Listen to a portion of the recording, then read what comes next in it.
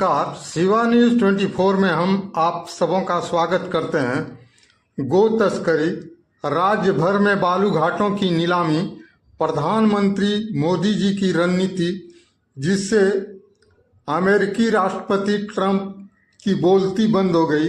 इन सारे मुद्दों को लेकर पूर्व कृषि मंत्री रणधीर सिंह से वार्ता हुई।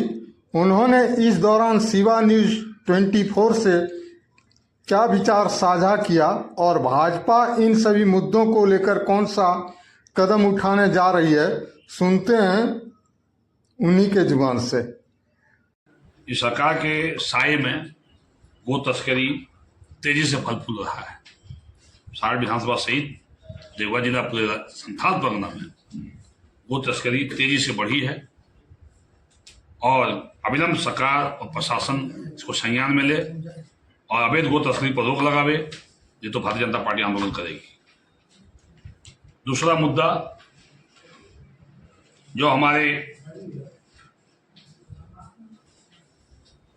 प्रधानमंत्री मोदी जी ने 60 विधानसभा में 14,000 प्रधानमंत्री आवास देने का काम किए हैं। हेमंत सरकार ने अबू आवास पैसा देना बंद कर दिया, अबू आवास ठप हो गए। अब इतने प्रधानमंत्री आवास बनने हैं लेकिन आम जनता को बालू नहीं मिल पाएगा। हमारे विधानसभा के अंदर 12 से ज्यादा बालू घाटों का कमर्शियल घाट बना दिया गया, कैटेगरी 2 बना दिया गया। देवघर जिला में 60 से ज्यादा बालू घाट को कमर्शियल बना दिया गया। अब कैटेगरी 1 की जो बालू घाटें थी वो स्वतः बंद हो जाएगी, क्योंकि कैटेगरी 2 जब कोई कॉन्ट्रैक्टर यहाँ बालू घाट लेगा, ठेकेदार लेगा, तो कैटेगरी 1 का ट्रैक्टर से बालू चलने नहीं देगा, तो रोकवा देगा। जो होता वो पैसा जब वो राज्य सरकार को रॉयल्टी देगा तो नेचुरली बालू का दोहन करेगा, औने पौने दाम पर बालू को बेचेगी। और हमारे यहाँ के किसान, प्रधानमंत्री आवास वाले लोग, बनाने वाले लोग, घरेलू काम करने वाले लोगों को अब बालू औने पौने दाम पर ठेकेदार माफिया से हमारे विधानसभा सहित पूरे राज्य में 474 से ज्यादा बालू घाट में जहाँ जहाँ टेंडर हो रहा है, लोगों को बालू वहां लेना पड़ेगा। और जो है बालू सोना से ज्यादा महंगा इस राज्य में होने जा रहा है। कई दुगामी प्रभाव पड़ेगा। और कई बालू घाट आप लोग अखबार में भी आज आई है, कई अखबार में आप लोग के चैनलों में अखबारों में आई है।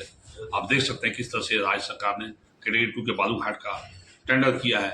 वहीं कैटेगरी 1 का बालू घाट को इन लोगों ने टेंडर ऑप्शन नहीं, किसान जो मुखिया के माध्यम से होता है उसका नहीं, घाट को चिन्हित नहीं किया, सारे अच्छे घाट को कैटेगरी 2 कर दिया। कैटेगरी 1 के लिए घाट बचा ही नहीं, अब बालू मिलेगा ही नहीं। समझ करिए, तलझारी से बालू उठता था, तलझारी मगर खत्म हो जाता था बालू, तो लोग सदरिया घाट से जाके लेते थे, सदरिया उठाते थे, लोग जाके ओझाडी से उठाते थे। लेकिन अब सारे घाट का टेंडर हो गया, सदरिया हो रहा है, पिपरा हो रहा है, खेराबाग हो रहा है, ओझाडी हो रहा है, आपका गिरसोली हो रहा है, गंगटी हो रहा है, बलथरा हो रहा है, बमरिया हो रहा है, चरमरा हो रहा है, धुमनिया हो रहा है, रानीगंज हो रहा है, चरमरा हो रहा है, थरकुटी हो रहा है। तो ये सारे घाट, जब महादेवा हो रहा है, डुमरिया हो रहा है, बरदही हो रहा है, सारे घाट का टेंडर हो जाएगा, तो किसान को बालू नहीं मिल पाएगा। ठेकेदार मनमानी आड़ बनाएगा, बालू यहाँ से बाहर भेजने का काम करेगा। इसीलिए इसका आने वाला जो प्रमाण राज्य सरकार की गलत नीति का विरोध करने के लिए मैं प्रेस कॉन्फ्रेंस कर रहा हूँ। और 11 तारीख को ब्लॉक में हम लोग इसको मुद्दा को बनाएंगे। हाँ, ब्लॉक को घेराव आज में हम करने जा रहे हैं। आदरणीय प्रधानमंत्री नरेंद्र भाई मोदी जी को मैं 60 विधानसभा क्षेत्र की जनता की ओर से, पार्टी के कार्यकर्ताओं की ओर से बहुत बहुत बधाई देता हूँ कि उन्होंने एक दूरगामी सोच, बड़ा निर्णय देश की जनता के लिए, देश के किसानों के लिए, देश के मजदूरों के लिए, देश के आम आवाम के लिए, देश के व्यवसायियों के लिए लेने का काम किया है। कई घरेलू उपयोग के सामान, जो साबुन, शैम्पू, टूथपेस्ट एवं अन्य जो घर में उपयोग करने वाले सामान, washing machine, LED TV, fridge,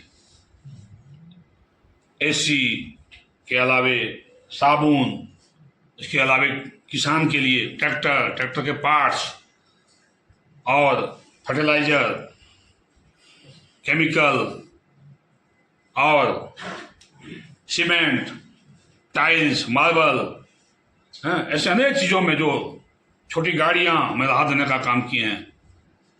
तो ये इसके लिए मैं मोदी जी को बहुत बहुत बधाई देता हूँ। वहीं दूसरी ओर ट्रम्प को ठंडा करने के लिए Coca Cola, Thums Up, Pepsi पर टैक्स बढ़ाने का काम उन्होंने किया। 40% उन्होंने टैरिफ का जवाब 40 का जवाब 40% से मोदी जी ने दिया। उसके लिए मैं बधाई, अमेरिकी कंपनी को ठंडा करने के लिए मोदी जी ने जो बड़ा एक्शन लिया उसके मोदी जी को मैं बधाई देता हूँ। और इसके अलावे सिगरेट, तंबाकू, गुटखा, पुड़िया, जिसे खाने से लोगों के स्वास्थ्य पर बुरा प्रभाव पड़ता है, जुआ, IPL खेल, घोड़सवारी, ये सब में जो है टैक्सेस बढ़ाने का काम मोदी जी ने किया है। इसके लिए भी मैं बधाई देता हूँ। आपके मीडिया के माध्यम से आम जनमानस को पहुंचाने के लिए मैं आप सभी को बधाई देता हूँ।